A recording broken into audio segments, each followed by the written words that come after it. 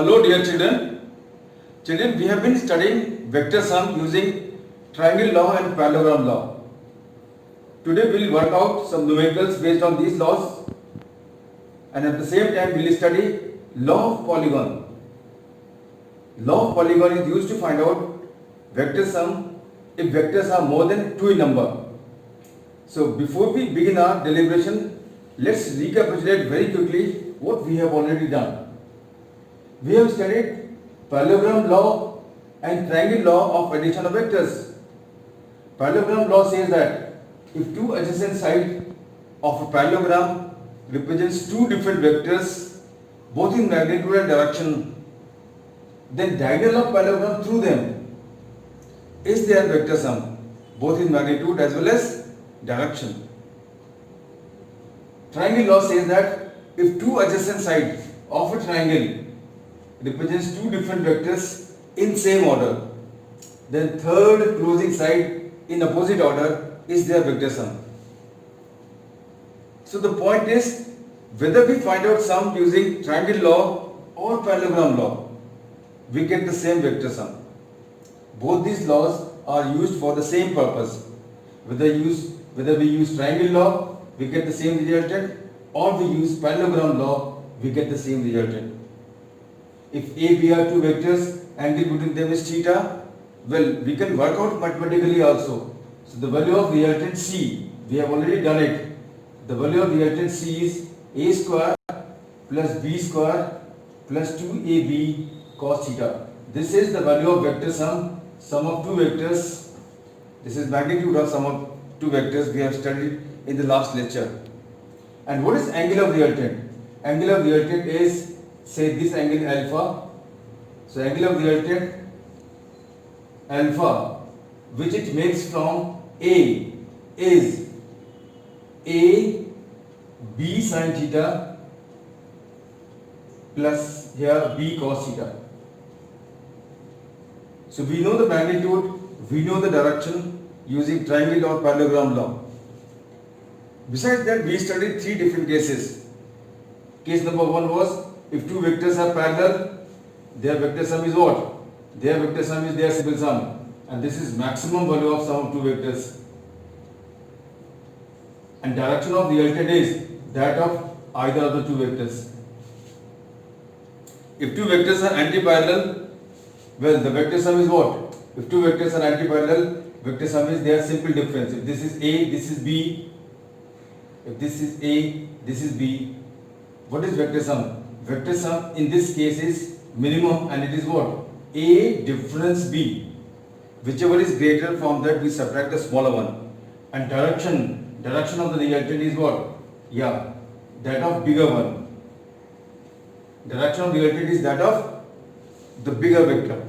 If this B vector happens to be greater in length, in that case the resultant C would be in the direction of B. Here the resultant is going to be in the same direction as is the direction of A as well as B.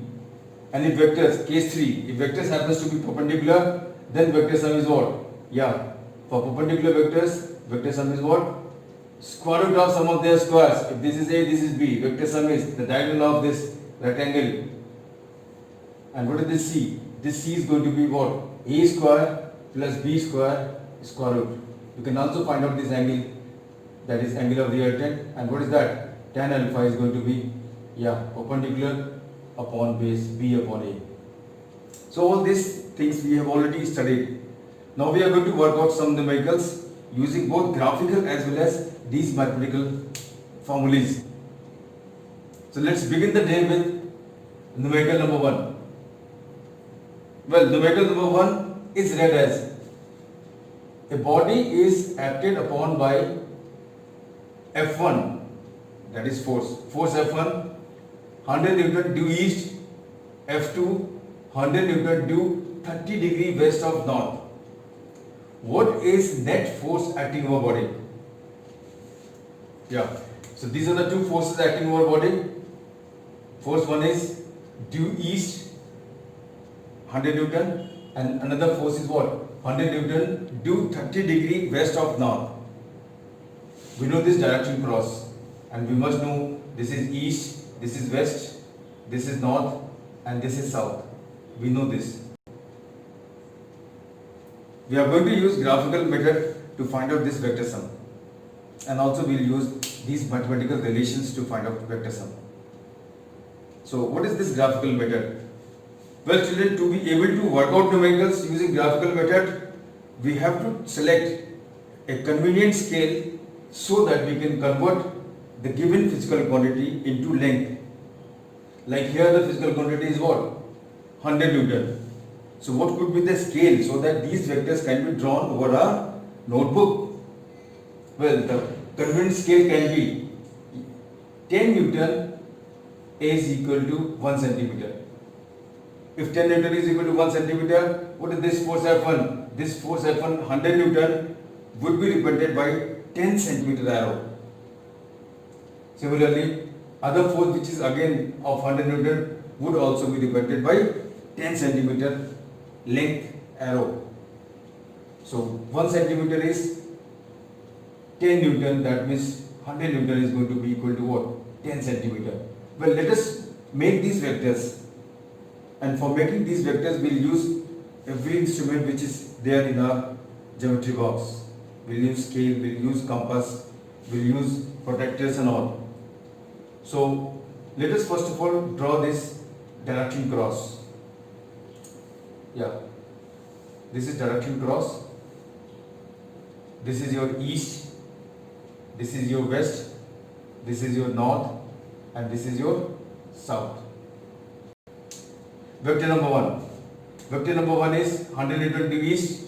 That means we have to draw an arrow of length 10 centimeter due east. This is an arrow of length 10 centimeter where due east, and this arrow of 10 centimeter due east represents force F1. We have to measure it with the help of scale. We will draw an arrow of length 10 centimeter due east. Next force is 100 Newton due 30 degree west of north. 100 Newton due 30 degree west of north. So what is this 30 degree west of north? 30 degree west of north. This is north, this is west. 30 degree west of north is this direction. This is 30 degree west of north. So we have to make again an arrow of length 10 centimeter, but that arrow would be made at an angle 30 degree. Yeah, we have to measure it and then make the angle. This angle is 30 degree, and at this 30 degree angle we'll make an arrow of length 10 centimeter, and this 10 centimeter arrow represents force F2, vector 2. Children, we are using graphical method to find out the vector sum. So what are these? These are two adjacent sides of a parallelogram. If we are using triangle law, then we'll make this second vector from here. We'll make the second vector here. Okay, let us do it first of all using parallelogram law. So when we use parallelogram law, we always draw the vectors in opposite order. This is force 1, this is force 2 at an angle 30 degree. Now we have to complete the parallelogram. For completing the parallelogram, we draw a line parallel to east, that is parallel to this direction. And from here, we draw a line parallel to this line.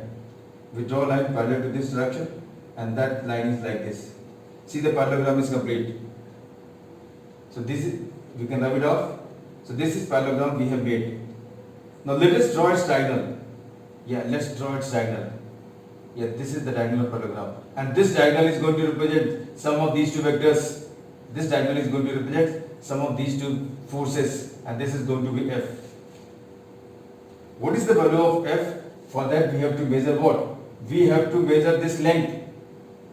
We have to measure this length, and after measuring the length, we will convert that length into force by the same scale which we have already selected. So what is this length F?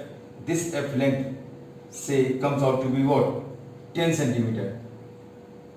You can do it. It will come out to be 10 centimeter. If this length is also of length 10 centimeter, that simply means the net force is also going to be what? 100 Newton. So measure the length of the diagonal, convert that length into the value of quantity, that is force here. We will get the net value of force. And what is direction? For direction we have to measure this angle.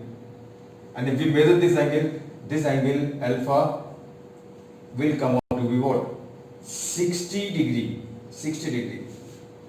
That means the net force is 100 Newton. And what is direction of force? 60 degree north of east. 60 degree north of east is the value of force. Direction of force. The 60 degree north of east is also 30 degree east of north. This is graphical method. Same numerical can also be done by these results. What is sum of two vectors? Sum of two forces F1, F2 is going to be what? F1 square plus F2 square plus 2 F1, F2 cos theta. And what is the angle between these two vectors? If we find out the angle between these two vectors, this angle between these two vectors is going to be 120 degree. And if we substitute all these values here, what do we get? This is 100 square. This is also 100 square. F2 is also 100. This is twice 100 into 100 is 100 square. And cos of 120 whole square root. Yeah, whole square root. This is the result we are using directly. So what is this? Cos of 120 is cos of 120 degrees, cos of 90 plus 30. Cos of 90 plus 30 is minus sin 30, and that is equal to minus half. And if we substitute this value here, minus half, what do we get force as? We get force as 100 Newton. This is net force.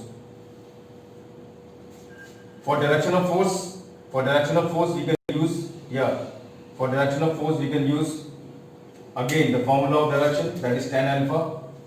Tan alpha is what?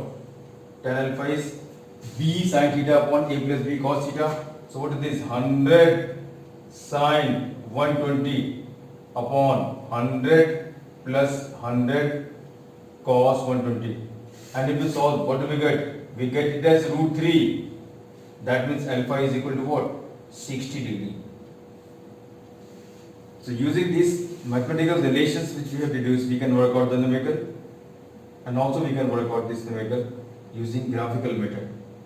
And if we wish to use triangle law, then the moment we make this force number 1 here, we'll make force number 2 right from here. This is north, this is south, this is east, this is west. So 30 degree from north will make this arrow B.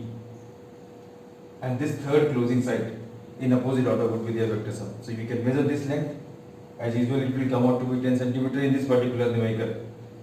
So you can use triangle law or parallelogram law graphically and find out vector sum. We can also use these results to work out the numericals. There are few more numericals here, very simple numericals. See, a body is subjected to following velocities. A body is subjected to following velocities. Number 1, V1 is 50 meter per second due east. V2 is 150 meter per second due east. So the two velocities acting over bodies are what? One is 50 meter per second due east, that is V1. Another velocity is what? 150 meter per second again due east. So these two velocities are parallel, and we know the result of parallel vectors. If vectors are parallel, what is their vector sum? Their vector sum is their simple sum. So 150 plus 50 is what? 200 meter per second is the value of velocity of the body. And what is direction? Direction is that of either of the two vectors. Both vectors are due east, therefore this resultant would also be where? Due east. So we can use this resultant, these three cases we studied last time directly in our domain. Well, if the velocities are 50 meter per second due east and the other velocity is 150 meter per second due west, that means this is V1 50 meter per second due east and this is V2 150 meter per second due west. See, this is case 2. We can use the results of the cases we have already studied. If two vectors are antiparallel, their vector sum is what? Simple difference, and direction is that of the bigger one. So what is difference of these two? Difference of these two is 150 minus 50 is what? 100 meter per second, and direction is that of the bigger one. Which one is bigger? Bigger one is this, due west. So direction is what? Due west. So this is the net velocity, 100 meter per second, due west. And the third situation, if two velocities are where V1 is V1 is 50 meter per second due east, and V2 is 50 root 3 meter per second due north. This is 50 root 3 meter per second due north. What is net velocity? We can use case 3 directly. These are two perpendicular vectors. The vector sum is going to be square root of sum of their squares. So what is this velocity? The velocity, the net velocity is going to be diagonal of this parallelogram, which is in fact rectangle here. So what is this? This net force is going to be 50 root 3 square plus 50 square and square root. So what do we get? What do we get? We get it as 2500 into 3, 7500 plus 2500. And what is this? This comes out to be 10,000 square root, and the value comes out to 100 meter per second. And what is direction? For direction we can find out this angle alpha. What is this tangent of alpha? Tangent of alpha is going to be tangent of alpha is going to be perpendicular upon base. What is perpendicular? 50 root 3. And what is base? 50. 50 root 3 upon 50. And what is this? Root 3. That means alpha is going to be what? 60 degree. So net force in this situation is 100 Newton. Net velocity in this case is what? 100 meter per second. And direction of the net velocity is what? 60 degree north of east. 100 meter per second is the velocity, and the direction is what? Due 60 degree north of east. If we wish to add more than two vectors, if we are supposed to add more than two vectors, then we add any two, and then whatever resultant comes out to be, that is added with the third one. Then again we get a fresh resultant. That resultant is added with the fourth one, and the process is continued until we are left with one resultant, final resultant. So this law seems to be, we have to repeatedly apply either parallelogram law or triangle law. So an extension of triangle law is law of polygon, and the purpose of the law of polygon is to add more than two vectors. So what is the law? The law says that if n minus 1 different sides of a regular polygon, if n minus 1 sides of a polygon represents n minus 1 different vectors in same order, then nth side, that is the last side, nth side of the polygon in opposite order is their vector sum. This means here the polygon has n sides, and if n minus 1 sides represents n minus 1 different vectors in same order, then nth side in opposite order would be their vector sum, both in magnitude as well as direction is implied throughout. So let us see, this is vector number 1, say V1, we would wish to add it with V2, this is vector number V2.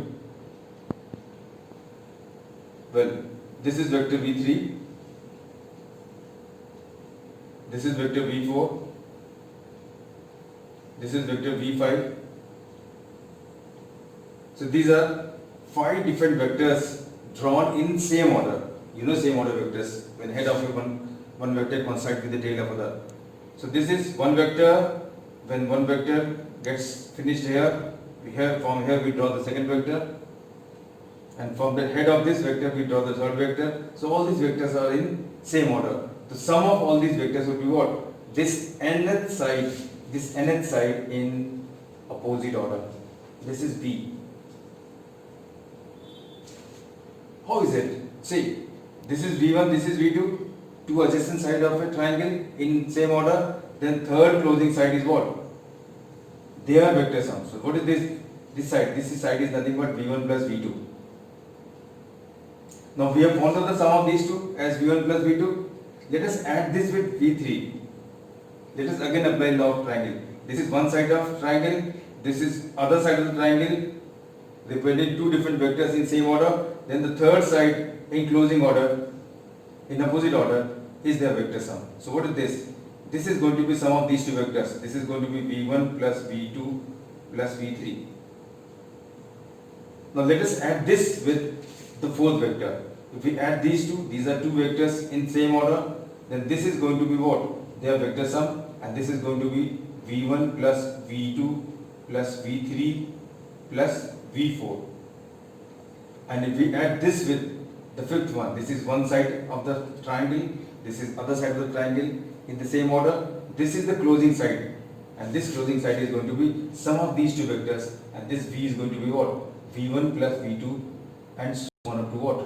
V5. So what is this V? This V is nothing but V1 plus V2 plus V3 plus V4 plus V5. The sum of all these five vectors is this sixth side of the, this is hexagon, sixth side. So if there are four vectors, well, fifth we'll draw a polygon. If there are seven vectors, we'll make the polygon of what? Eight side. The eighth side would be the vector sum. And if the last vector joins the first vector, if all vectors form a closed polygon, if all vectors form a closed polygon, if all vectors form a closed polygon, then sum of all the vectors is said to be 0. If V1 plus V2 plus V3, all these vectors form a closed polygon. All these vectors are drawn in same order, say n vectors drawn in same order, and if they form a closed polygon, in that case their vector sum would be what? 0. Why 0? If this nth vector joins the tail of the first vector, that means the next vector, the last vector is not there. It doesn't exist. Had this fifth vector had been here, then where would have been the sixth vector? Nowhere. That means the sixth vector is going to be what? Null vector. That is what we say. If all sides of a polygon represents different vectors in same order and the polygon happens to be closed one, then sum total of all vector is a null vector or zero vector. Children, with this we come to the end of this class. We will continue one more method of addition of vectors, that is resolution method, in the next class, and thereafter we will start with subtraction of vector. So this is all from my side today. Thank you very much. God bless you all.